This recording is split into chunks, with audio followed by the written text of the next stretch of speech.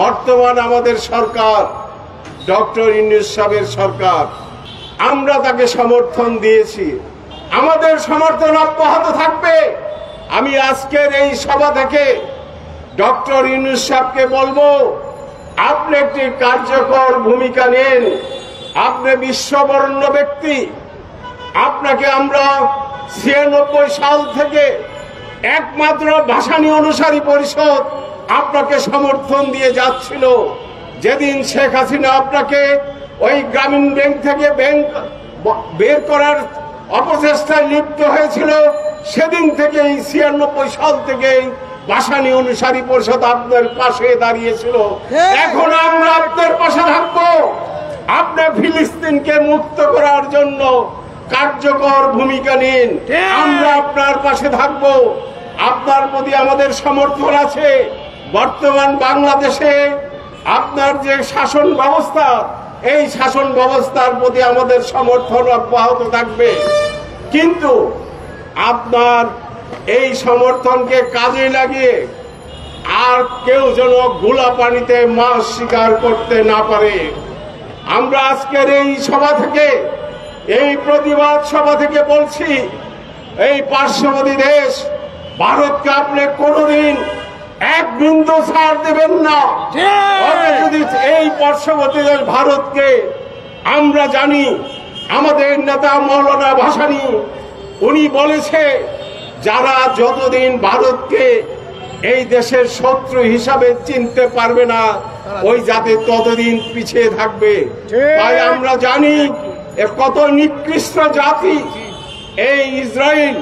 এই ইসরায়েলকে কে সমর্থন দিচ্ছে? ইন্ডিয়া, এই ভারত এবং আমেরিকা।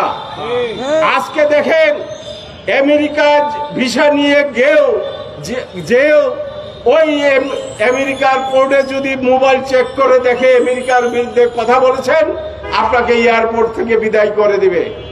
তাহলে আমরা কেন এই ইসরায়েলি পণ্য বর্জন করতে পারবো না?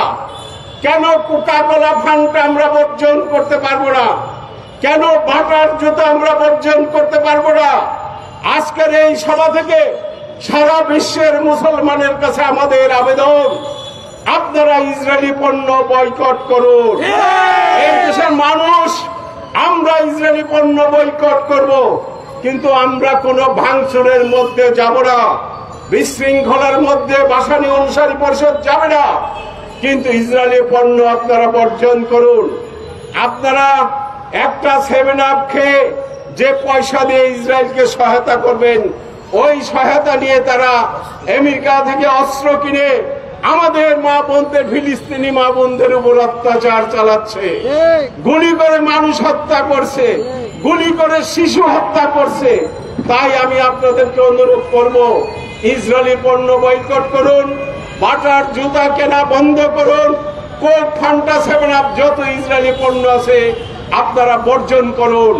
অন্য পানীয় আপনারা যদি খাওয়ার দরকার পড়ে খাবেন, তবে এদেরকে সহায়তা করবেন না, ভারতকে সহায়তা করবেন না।